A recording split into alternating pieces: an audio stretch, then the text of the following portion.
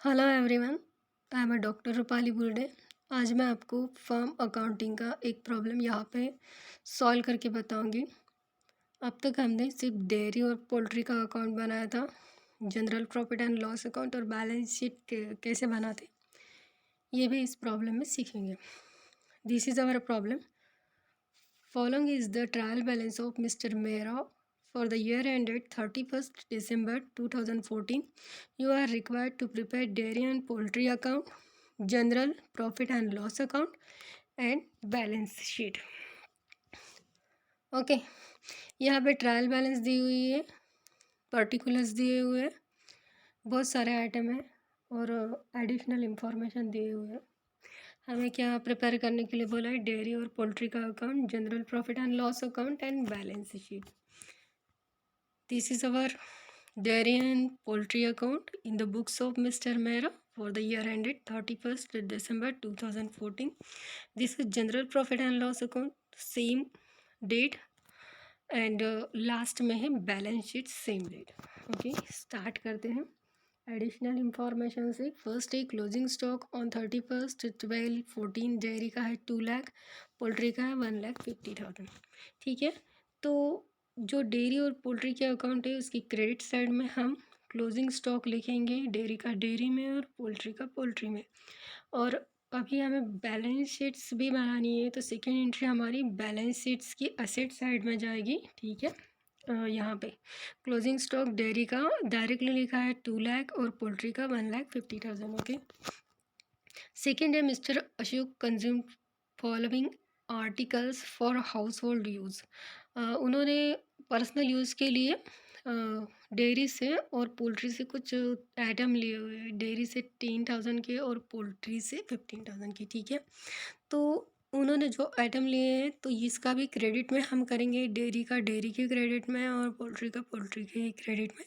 Second item लिखा हुआ है क्लोजिंग स्टॉक के ऊपर क्रेडिट साइड में, डेयरी और पोल्ट्री के अकाउंट में डेयरी का 10,000 और पोल्ट्री का 15,000। ओके, और इसकी सेकेंड एंट्री जो हमारा पर्सनल ड्रॉ है तो लाइबिलिटीज़ में होगी। देखिए, हमने लाइबिलिटीज़ में लिखा हुआ है ड्राइंग्स गुड्स 10 + 15 हो गया 25,000। Okay, fourth item liability side में बैलेंस शीट में सेकेंड एंट्री भी होगी। अभी हम थर्ड में आते हैं। चार्ज डिप्रिशिएशन 5% पर annum on incubator, 10% on dairy machinery and buildings by 7%।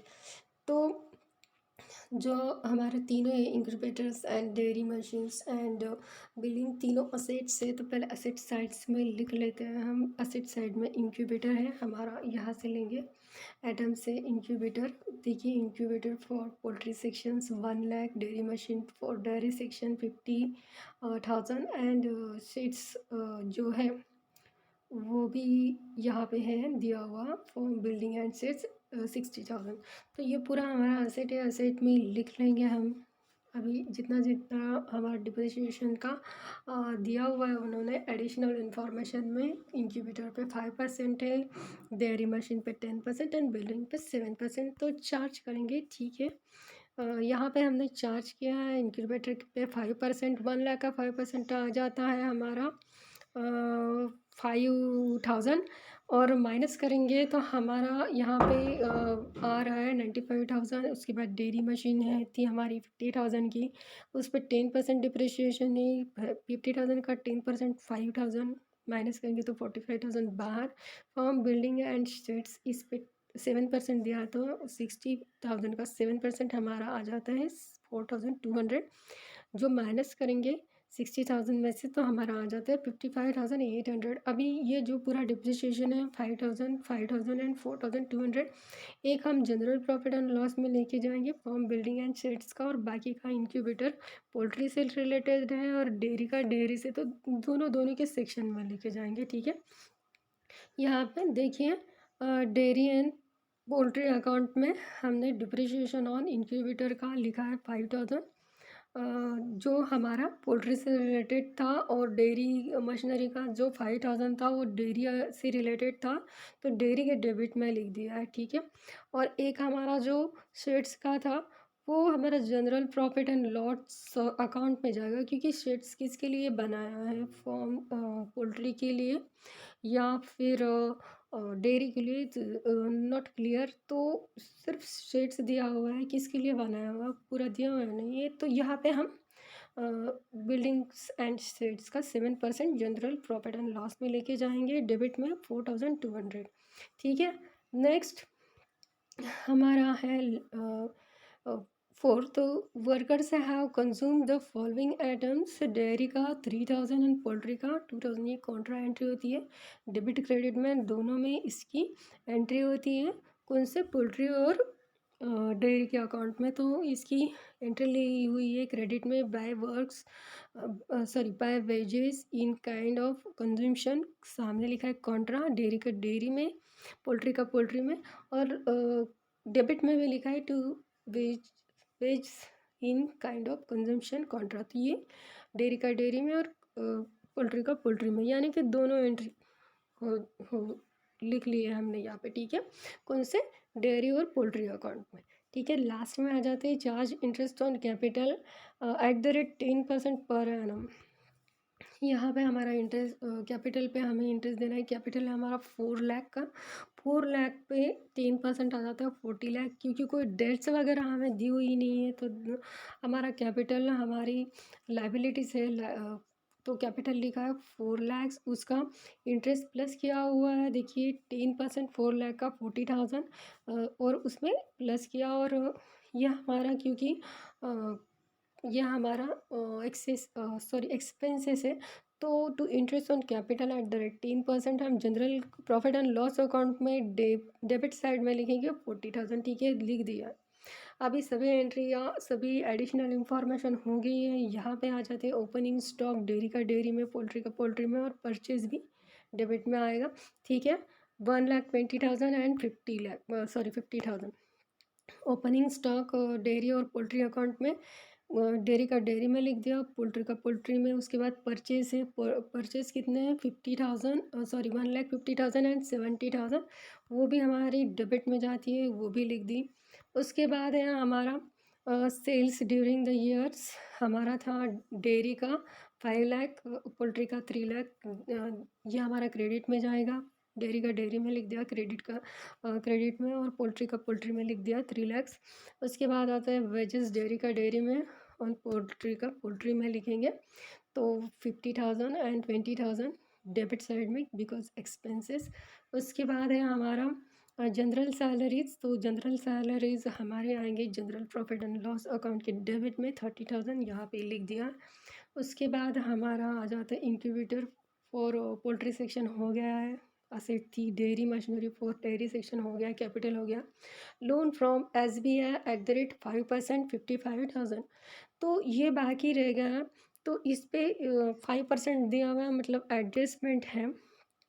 तो चलो इसे देखते हैं अभी। तो ये 55,000 का हमारा जो लोन है SBI का हमने लिया हुआ है। तो ये हम इस पे कितना 5% हमें रेट ऑफ इंटरेस्ट देना है।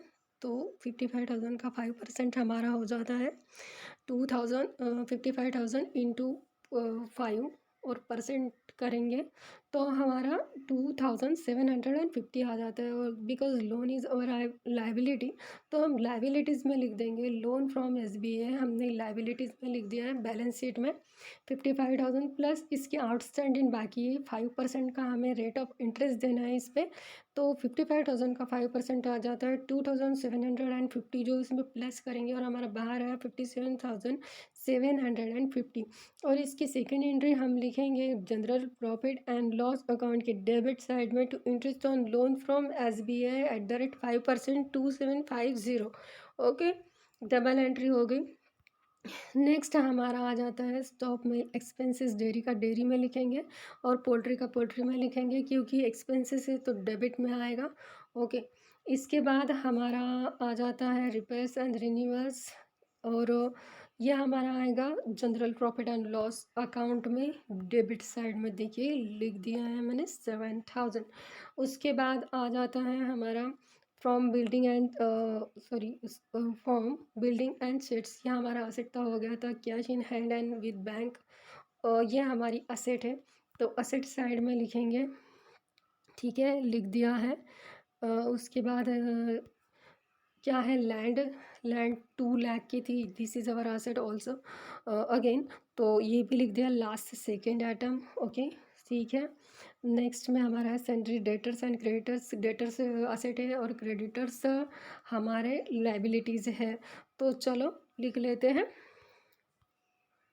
हमारे डेटर्स लिख दिए हैं हमने 1,50,000 और क्रेडिटर्स लिख दिए हमने 45,000, ठीक है।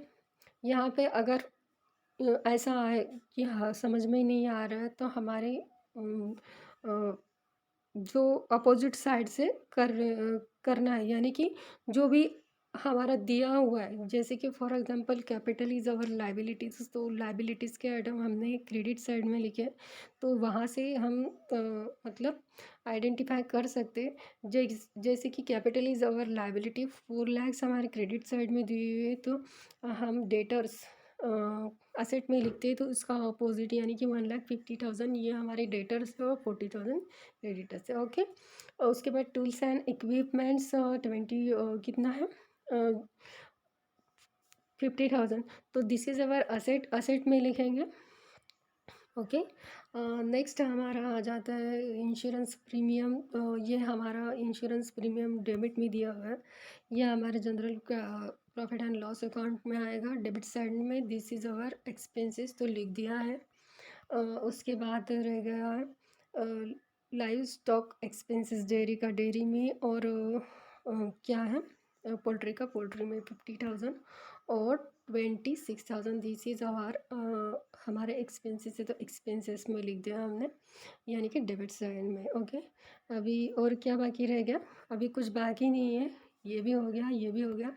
अभी यहाँ पे आ जाते हैं, यहाँ पे हमारी क्रेडिट साइड की टोटल ज़्यादा है, डेयरी का 7,13,000 एंड पोल्ट्री का 4,67,000, दोनों साइड में अप्लाई किया।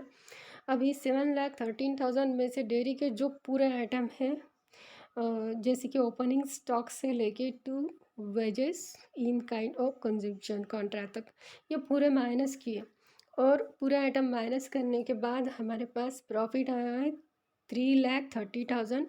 अभी पोल्ट्री पे आ जाते हैं, पोल्ट्री का हमारा टोटल था क्रेडिट का 4,67,000, इसमें से माइनस किए पूरे ओपनिंग स्टॉक परचेस वेजेस पूरा to wage in kind of consumption की जो आइटम है यहाँ तक, और पूरा माइनस करने के बाद हमारे पास प्रॉफिट आया 2,90,000, जो हम लेके जाएंगे general profit and loss account में क्रेडिट में।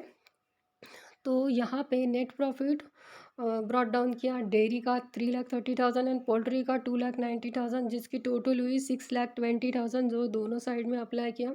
6,20,000 में से पूरा माइनस किया, जनरल सैलरी का 30,000 माइनस 40,000, यानी कि 6,20,000 minus 30,000 minus 40,000 minus 2,750 minus 7,000 minus 4,200 minus 24,000, तो हमारा नेट प्रॉफिट आया 5,12,000, जो हम कैपिटल में प्लस करेंगे, तो कैपिटल में हमारा आया 4 लाख का capital plus net profit plus interest 40,000, तो इसकी टोटल आई 9,52,050, माइनस किया ड्रॉ किया हुआ 25,000, तो बाहर आया 9,27,050, इसमें सेंट्री क्रेडिटर्स है और हमारा SBI का लोन है, और बाकी के असेट और लाइबिलिटीज़ की हमारी टोटल आ जाती है पूरे आइटम की 3,29,800, तो हमारी बैलेंस शीट टैली हो रही है। तो उम्मीद करती हूँ कि आपको ये प्रॉब्लम समझ में आ गया होगा। तो thanks for watch my video, आपको अच्छा लगे तो लाइक और सब्सक्राइब ज़रूर कर दीजिए, थैंक यू।